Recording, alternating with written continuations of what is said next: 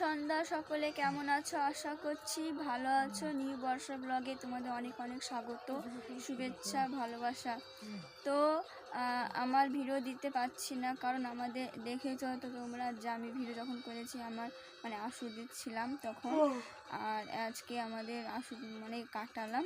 তো আজকে মানে যিনি মারা গেছিলেন তিনি আমার কাকা শ্বশুর হয়। তো ওনার আজকে শ্রাদ্ধ হলো, এখন কীর্তন হচ্ছে।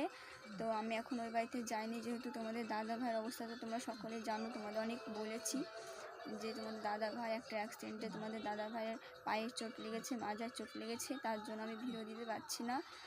তো অবস্থা এবছর হয়তো আমাদের অবস্থা অনেক খারাপই যাচ্ছে, কারণ সকলের হয়তো ভালো যাচ্ছে কিন্তু আমাদের খারাপ যাচ্ছে, কারণ একটার পর একটা বিপদ আমাদের লেগেই আছে।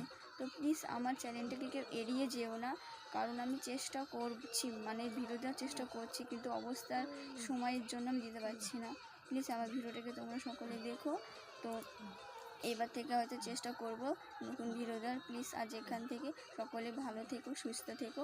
আমার চ্যানেলটিকে সাবস্ক্রাইব করে দিও যারা নতুন আছো, আর যারা আমার চ্যানেলটিকে দেখো তারা অবশ্যই কমেন্ট করো। আমি অবশ্যই ভিডিও দিচ্ছি, ভালো মানে দেওয়ার চেষ্টা করব। আর বললামই তো তোমাদের দাদাভাইয়ের অবস্থাটা খুবই খারাপ, তোর কাছে এখন বসে আছি। তো আজ এখান থেকে সকলকে গুড নাইট, তোমরা সব অনেক ভালো থেকো, সুস্থ থেকো, বাই।